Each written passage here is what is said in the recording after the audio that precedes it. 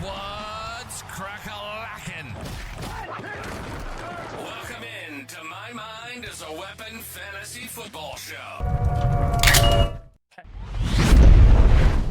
Welcome into episode 137, everybody. I am your host, Sleazeball. Today's episode will be my smash starts heading into week 10.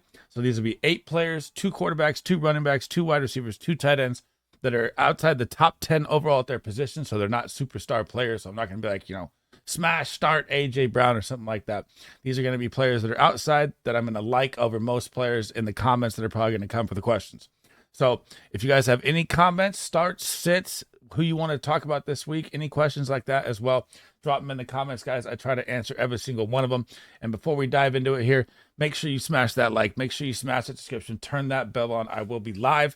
I'll even be playing some Fortnite today. If you guys play Fortnite, drop those gamer tags in, man. Let's get some dubs.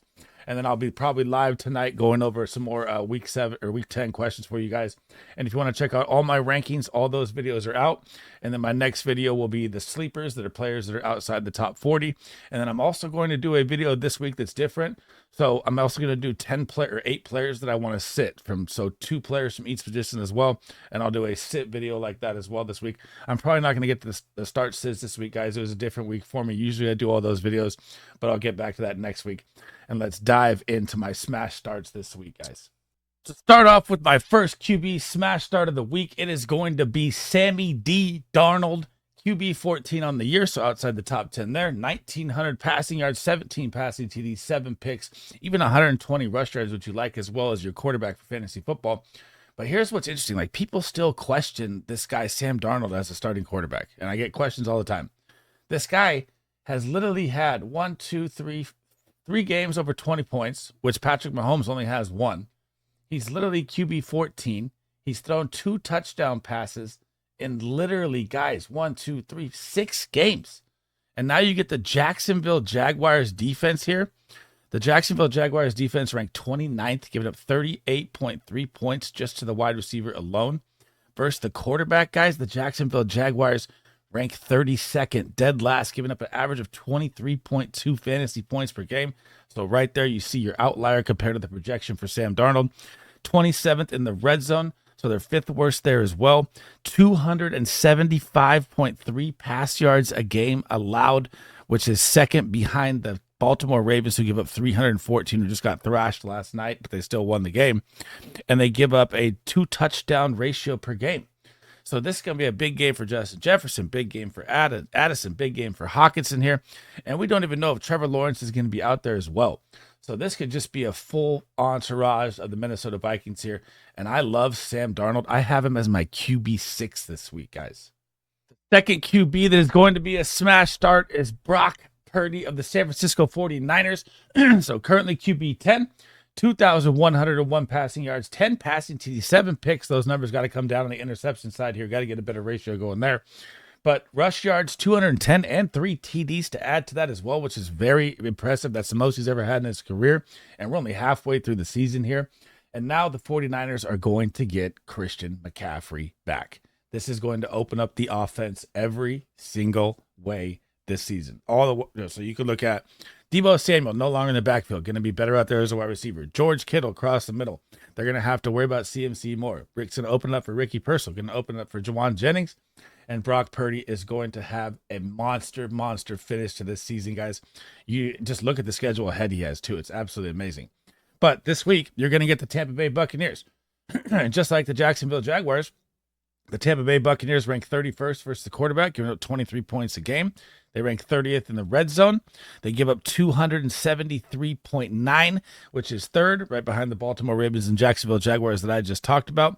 And as well, they give up 2 passing touchdowns a game. So you are in for a Brock Purdy show this week. And when you're looking at Tampa Bay, right, their offense, yeah, they kept up in a couple games, but they're still missing Godwin. They're still missing Evans. K-Dotton has been thriving, but their offensive production of time of possession has gone down a lot, so they're looking for big boom plays here. And we know it's the San Francisco 49ers, and now that you have Christian McCaffrey back, it's going to be a nightmare game for Tampa Bay here. And Brock Purdy, I have as my QB5 overall in Week 10. Heading into my running backs to start off, my smash start running back one player number 3 is going to be DeAndre Swift. And guys, if you're following my content or subscribe to the channel, in week 3, I had tons of videos saying buy low on DeAndre Swift. And look what's happened since then, even with a bye week, guys. So DeAndre Swift, since I said buy low in week 3, from week 4 to now, and he's had a bye week in between, is the running back 5 in fantasy football with 104.5 points since then. All he would need would be 11 points in that bye week that he had already, and he'd be RB2 behind Derrick Henry just in that span. So this man has been on an absolute tear. 29, 21, 21, 22, 15. I mean, the Chicago Bears are using him. I know they lost the last 2 games, but he's still being productive. So in this game now, the Chicago Bears are going to get the New England Patriots. And the matchup doesn't get any better, guys. The New England Patriots rank 27th versus the run. They give up 26.2 points per game. They rank 30th in the red zone, 8.9. I know Roschon Johnson takes the goal line carries a little bit here and there. So you always got to hate that. That's been DeAndre Swift's downfall, or not downfall, but hamper on him for the past 3-4 years, that all the running backs get the touchdowns behind him. That's fine. He's still producing at an elite RB1 level, guys. They also give up 124.6 rush yards per game. That is second worst in the NFL behind the Carolina Panthers. And they're going to struggle. They're going up against the Bears defense here. I know they don't have Brisker back. They should get him back. I've been saying that for like 2 weeks now. He keeps being questionable and not playing. So should be back next week. Hopefully they're on that side. But this defense is going to get you the ball back either way. I mean, they're one of the top defenses in the NFL. Drake May is in for a nightmare game here. And the New England Patriots defense also gives up 1.1 touchdowns a game to the running back position. So you can almost bank on DeAndre Swift possibly scoring in this game at like an 80% rate, especially with the game script and how it's going to go here. And I have DeAndre Swift in my top 12 as running back 12 this week. Heading into my smash start running back player number 4, running back number 2 on the week is going to be TyRon Tracy Jr., the rookie. And man, so currently right now, running back 33, taking the job from Devin Singletary, as you can see, by 72% snaps played last week, which is what you want in a running back. That's even more than DeAndre Swift. 89 attempts, 442 yards on 89 attempts, guys. You have to think about these numbers right here for a second. So that is 4.97 yards per carry. Doing the math in my head there. That's how explosive this man is. 17 receptions, 116 yards, 2 total touchdowns on the year. Now, had his monster game versus the Pittsburgh Steelers, which is one of the toughest run Ds there is. Then he gets a concussion. Then he goes up against Washington. So off the concussion, I'm going to give him a little break there, right? But still, if you look at the numbers, right? In week 9, when he played against Washington off the concussion, he played his most snaps in his career at 72%. He had never played over 67 before that. So this is what you have to look at. This is an amazing matchup here. This is your fantasy football pot of gold. The Carolina Panthers run defense is the worst in the NFL. Running backs average 13 points per game against them on the season as an average. That's how bad they are. They rank 32nd. They give up 31.4 points per game to the running back position. They rank 32nd, dead last as well in the red zone, giving up 12.3. So the touchdown upside is very high. They give up 1.4 touchdowns per game to the running back on the season. These are astronomical numbers, guys. 132.9 yards per game. That is also dead last. So this is such a smash start to me, and it's not even close. You start any running back that is a starting running back versus the Carolina Panthers for the rest of the season. And I have TyRon Tracy as my RB18 this week. And I know I made that video in the week, on Tuesday. So I might even put him in the top 15 now at this rate in these numbers, man. He's going to explode this week. Heading into my wide receiver smash start player number 5, wide receiver number 1 is going to be Brian Thomas Jr. And I know when you look at this, you're going to say, Trevor Lawrence isn't out there. Why would you start this guy? It's going to be a different look here. So currently, we don't know the Trevor Lawrence full update. He practice limited, then he was ruled out, or not ruled out, but they say he's not going to play because of the shoulder. And now it says trending towards missing week 10. So I'm going to say that he's out. And we're going to see Mac Jones out there, right? Does that hurt Brian Thomas Jr. more than Trevor Lawrence in this matchup? No, it does not. Not in my opinion. When you're going up against the Minnesota Vikings, yes, they are the number 1 blitz defense. They're going to be bringing the house, right? So here's what you have to look at, though. The Minnesota Vikings versus the wide receiver guys, they rank 31st. They give up 43.7 points per game to the position. That's second last. They rank 29th in the red zone, giving up 8.4. That's third last. 196.4 yards per game. That's second last. And 1.2 touchdowns a game just to the wide receiver position. And when you're looking at Brian Thomas, so you have to look at the top there too. See that snap share at the top at 91%? His whole career, so his rookie career so far, he had never been over 81% never been over 80% of the snaps since last week versus Philly. So Christian Kirk is out. Now you have this guy on the field as the wide receiver one nonstop. You're probably going to be behind in this game. You're probably going to be behind for probably most of the games for the rest of the season with the Jacksonville Jaguars. But when you have a rookie wide receiver, they're never going to come off the field. That is the plus thing here. You're going to probably get garbage time points with him for the rest of the season. 6'4", athletic freak, had one of the highest RAS scores in NFL history. And this is why the other team should have drafted him first. This guy was a superstar talent coming out, and he's showing it now as seen by right here. He's wide receiver 11, guys. Wide receiver 11 overall in fantasy football right now as a rookie is absolutely bonkers. So even if you pull up this, like, look at who he's above right now. Above Malik Neighbors. Neighbors is 13. Above Nico Collins, Stefon Diggs. Obviously, they're hurt. Above DK Metcalf. Above Devonta Smith. And you drafted all these players before him, right? Above Mike Evans. Obviously, he's hurt. Above DJ Moore, not hurt. Above Pickens. Above Tyreek Hill. That's how good this man is. You start this guy every single week, and I don't care that Trevor Lawrence is not out there. I love BTJ this week so much, even with Mac Jones at quarterback, because you're going to get passing volume galore versus the Minnesota Vikings. My smash start player number 6, wide receiver number 2 heading into week 10 is going to be Tank Deli Del Delicious. This guy is going to get one of the best matchups, but first let's talk about this here. So 73% of the snaps last week. That number is probably going to be the same for the rest of the season with Stefon Diggs out. Now, we just got the update of Nico Collins' practice window open today. So 21-day window off of IR with the hamstring. Nico Collins may be out there this week. You don't know. This is kind of a late window to open up during the week. So Friday's practice is always the biggest, guys. I preach that every single video. When you see a questionable tag or when you see, whatever's happening Monday, Tuesday, Wednesday, Thursday, never panic. It's always Friday's the big day. So tomorrow we'll tell. But still, it's not going to matter to me about Tank Dell, even if Nico Collins is out there in this matchup at all.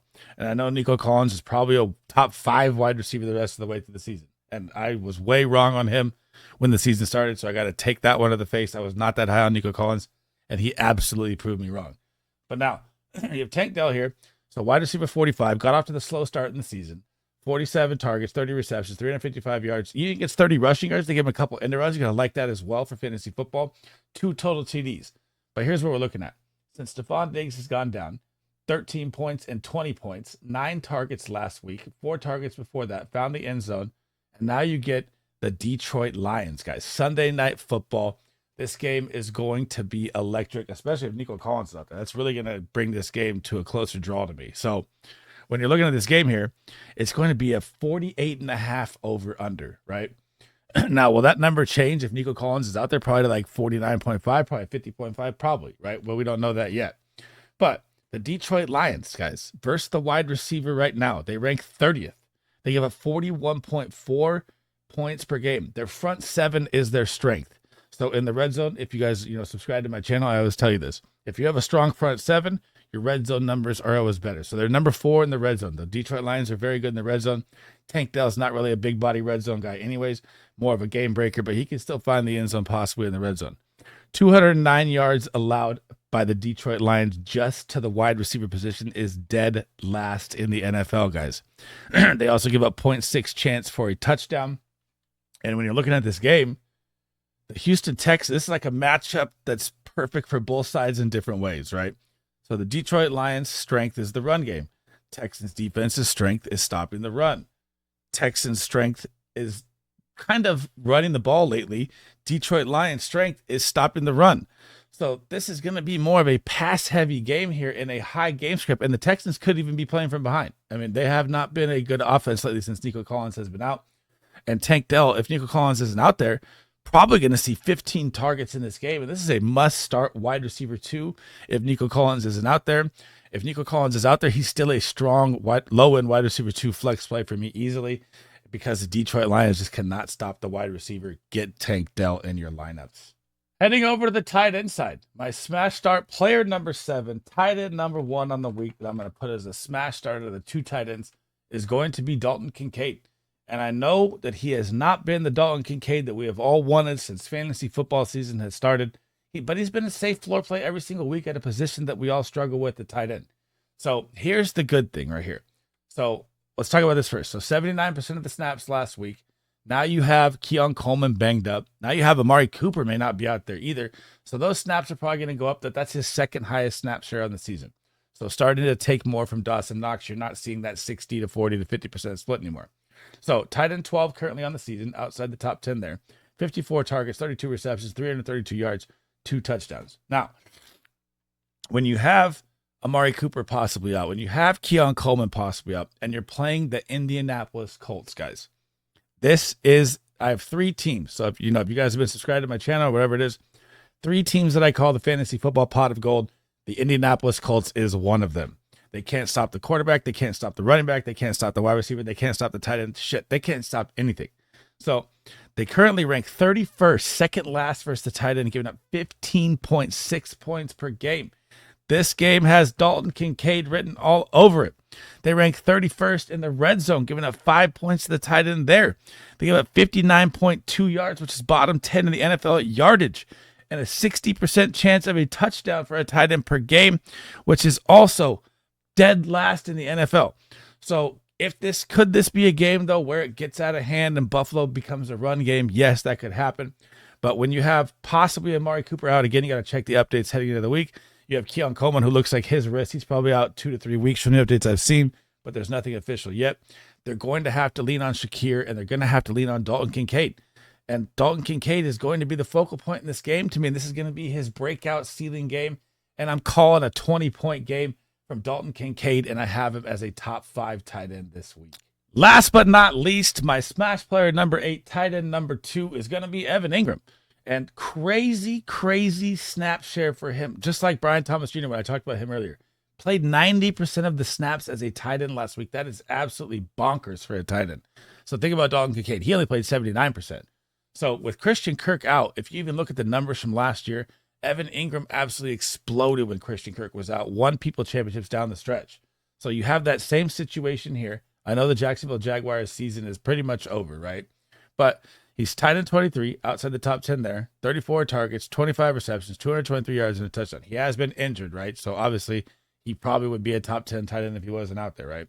So you get the Minnesota Vikings, and I'm throwing everything out the window here. I'm throwing all these stats. The Minnesota Vikings are very good versus the tight end.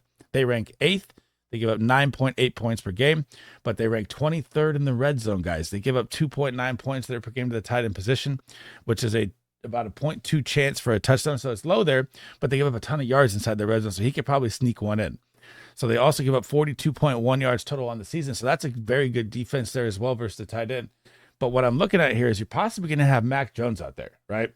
So Mac Jones, and like I said, it's not going to bother me with BTJ either, because they're probably going to be playing massively from behind in this game. They're going to have to pass a ton. So you're going to see probably 45 attempts from Mac Jones in this game. And you're only going to have their 2 focal points they're going to look at for probably 10 plus targets each is BTJ and Evan Ingram. So when you're in the game here, I'm starting Evan Ingram, even though I don't like the matchup here versus Minnesota, because volume is king in fantasy football. And when Evan Ingram is out there on the field and playing 90% of the snaps in a matchup where you're behind, like I said, how many targets and how many receptions do you think he's going to see? So he's literally seen, since he's been back for the 4 weeks, in tough matchups, he's seen 30 targets in 4 games, so about 8 targets a game. Now you have, and 2 of those games are with Christian Kirk. Now he's out. So when Christian Kirk was out last week, he sees 10 targets. You're probably going to get 10 to 12 targets here. You're starting this guy as an absolute smash with a possible touchdown upside, and I have him in my top 5 tight ends this week as well, guys. Oh! Thanks for rocking with me today, guys. That is the end of the episode. That is my Week 10 top 8 smash plays. 2 players, each position outside the top 10 overall that are going to these are players that I think that are going to get 20 plus points each that you should be getting into your lineup. So before we head out, guys, make sure you smash that like, make sure you smash that subscription, turn that bell on. It helps me out a ton. I cannot thank you guys enough for all the support. And if you guys cannot make any of the live shows, I'll be live today, like I said, probably playing some Fortnite here in a little bit. I'll be doing a live show later tonight for a Q&A, whatever you guys want. You can always drop any comment you want down below. It does not have to pertain to this video. I try to answer every single one of them to help you guys get that ultimate weekly win and get that ultimate goal of a championship, guys. And my next video will be my sleeper plays. So those are players outside the top 40 overall that are for deeper competitive leagues. And then my other video after that will be my players that I'm avoiding. So first time ever, I'm going to do a video of 8 players that are actually in the high rankings that I'm going to avoid based on my research analysis and stuff like that, that I don't think are going to be good starts. So again, guys, thank you for all the support. Hope to catch you guys in the next video. Sleazeball out.